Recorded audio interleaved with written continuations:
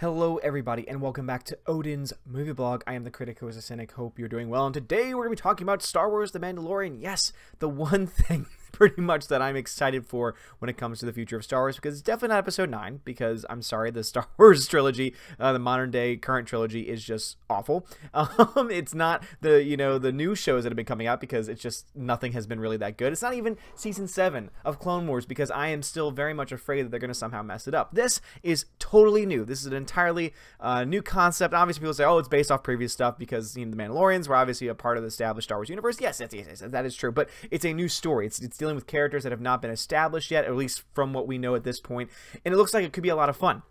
And the exciting news today is that the Mandalorian cast has officially been confirmed. So, of course, before there was a lot of rumors, speculation, there were some names that were leaked, but we never really found out exactly who was going to be who. And even though we still don't quite yet know exactly who's playing which characters, the big one and the most important one, in my opinion, is one that has indeed been revealed. And as it says right here, Pedro Pascal, who was previously confirmed to be the lead in the series, will be in the role of the Mandalorian gunfighter. I think that's a great thing, because obviously a lot of us were worried when we saw that first, teaser image, or when we start to think about the concept was, oh, they're obviously gonna try and make this an identity politics series, and they're gonna try and go in a certain direction. This seems to kind of fly in the face of that. Now, some people might say, oh, Pedro Pascal, he's not a white man, so, well, it doesn't really matter because he's a great actor. If they were just choosing a nobody, and they were choosing a character just for the sake of their race and gender or whatever, obviously I have a problem with that, because that is identity politics to a T.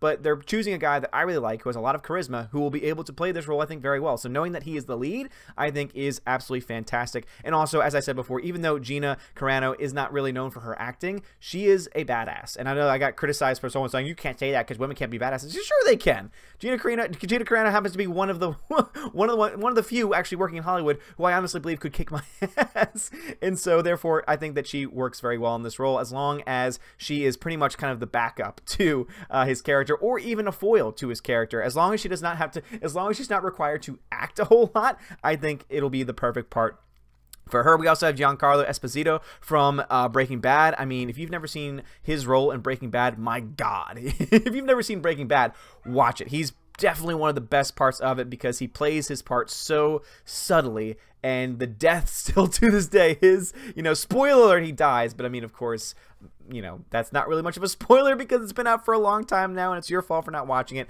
And also, you can kind of see the writing on the wall that at some point he's going to die, just based on everything that happens. But holy crap, one of the coolest and most badass scenes in the entire series. And so yeah, definitely watch it. Emily Swallow, not really sure who that is, but I love Supernatural, so if she's attached to Supernatural, guarantee that I will probably know who she is and will like her part in it. Carl Weathers from Predator. Yes, Carl Weathers. Ooh, yes, that's exactly what we need. Cannot wait for that. And then someone from American Gods, Werner Herzog from Grizzly Man. All I think about that when I hear that name is the documentarian. So I don't really know who that is from Grizzly Man.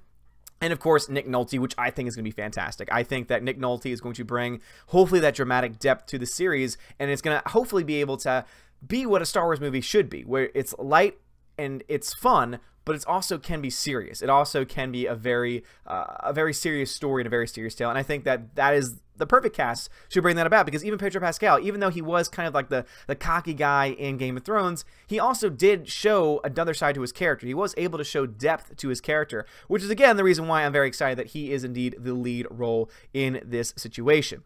We're having a great time working upon this incredibly talented group, and excited for everyone to see what we're up to, says Jon Favreau. I'm excited too as well. Mandalorian was written and executive produced by Favreau, with Dave Filoni directing the first episode, which I again think is fantastic. The fact that this is not going to be a animated show, I don't think this is going to be a show that's going to be geared towards kids specifically. I think it's going to be a family-friendly show. It is coming out on the Disney streaming network, but I think it might be more on that PG-13 line. I honestly think that it could be something that a lot of different people can like. And as long as it can be one of those series that is for everyone and not just for a few people, I think that it could end up being a very good series. And I think having Dave Filoni attached to it, and Favreau in charge, I really hope that Favreau has a lot of control. It seems like he would, based on his role in Hollywood, based on just the position he seems to have in the Hollywood sphere. Hopefully that means he has more control over it, because that means that, Kathleen Kennedy and the stupid story group won't have their grubby hands all over it just to, ruin it and destroy it. And I think that's a good thing, especially when you have Filoni and, Favreau a part of it.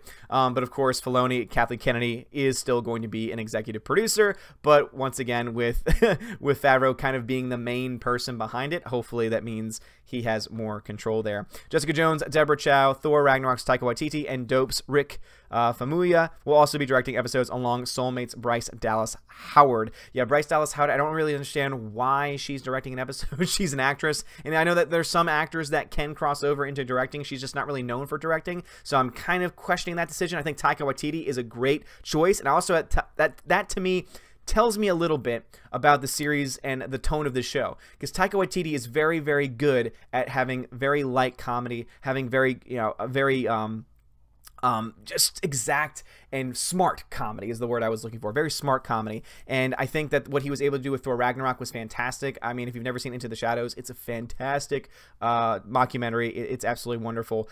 Jessica Jones, Deborah Chow, if that's from season 2, then I don't think that the show needs that. But, God knows at this point, obviously, they can't totally get away from the politics. But the fact that the show itself, as long as the show itself, even if the directors might have some kind of political bent to them, as long as the show itself is able to kind of just go past those things and just tell us a good story with great character arcs, I think that's what all of us are really wanting to see. In other news today, we have this wonderful, Vox.com. It's just, it's just a source of all things that are golden. And it says 2018 belonged to Black Panther. No.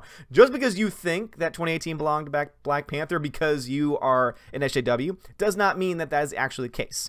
Again, Black Panther was critically acclaimed by critics, yes, for obvious reasons. Audience score, audience ratings, not nearly as high as the critics. I mean, let's just be honest. This was a B-level movie. It was fine. It was a good movie. I enjoyed it. But is it the best movie that's come out of Marvel? No, not even close. Not even close, especially when you compare it to the true movie of 2018, what 2018 truly belongs to, and that is Avengers: Infinity War, the film that made over $2 billion and created one of the most awesome characters in Thanos. If you want to talk about someone who becomes a flagship character, Thanos is the flagship character. It's like, oh, it's become Marvel flagship hero. Yeah, up until Captain Marvel comes out, because remember that she's supposed to be the flagship hero going forward. And of course, we all know what's going to happen is it's going to be her and Black Panther, and they're going to be leading everything because of, politics. I mean, that's just how it's going to be. Again, I have nothing against Chadwick Boseman. I think he did a great job. I think that, Black Panther is a great character, but he is not the flagship hero, or at least not based off the movie that we saw. We could get down the line. Avengers: Infinity War, I think, did a better job. Infinity War did such a better job of establishing who he is than Black Panther did. So for them to try and act like, oh, it's the movie and everything like that, and it's going to win an Oscar. If you didn't hear that today, the SAG Awards came out today, and they nominated Black Panther for Best Cast. Yeah, that's right. They nominated for Best Ensemble Black Panther over a film like Infinity War that has even more, not only in number, but also in quality, more talented people, in addition to the best parts of Black Panther, the best actors from Black Panther. But of course, we can't have that, because Disney, why would they want to go after that movie? Why would they want Infinity War to win Best Picture at the Oscars? They'd rather Black Panther, because they know, oh, wait a minute, Black Panther happens to have a black cast, and oh my God, that's an automatic win at the Oscars, when anyone with a brain knows. Just shut up. In 2018, Marvel produced one of the biggest success stories, if not the biggest success story in its cinematic history. What? Are you kidding me? Are you kidding me? The biggest success story? $2.0 billion. Infinity War. You are ridiculous. Its $700 million domestic gross was bigger than Avengers: Infinity War, which made $678 million domestically. And then in parentheses, well, it did make a killing in the foreign box office. Just shut up. Like, you've already just, I can't even read the rest of your article, because you've already proven that you have no brain, because you say, oh, it's the best, even though technically Infinity War did better. But, but if you look at the domestic totals, look, it's only 12 million or so, higher, and blah, blah, blah. No, just stop. Just stop. Fox, just go away, please. Just stop trying to ruin every little thing. Black Panther, fine hero. Could be a great hero if put in the right hands. But unfortunately, we haven't seen that yet. Again, he was in a good movie. It was a B-level film. Again, B is still good. If you get a B on a test, guess what? That's still good. But it's not nearly the level of Infinity War. And people say, oh, it's just racist because you like it because it's white. It's like, well, actually, a lot of it takes place in Wakanda. And I think Wakanda looks a hell of a lot better in Infinity War than it does in Black Panther. I think the effects in Infinity War look a hell of a lot better than Black Panther. So I think that's definitely saying something right there. And of course, I virtue signal only because you kind of have to in today's world. And it's sad. It's really sad. The fact that I'm critical of this film will mean, because some people are going to say, oh, you're racist, you're racist. Just like when I'm critical of Captain Marvel, oh, you're sexist, you're sexist. It's like, that's not how it works, NPCs.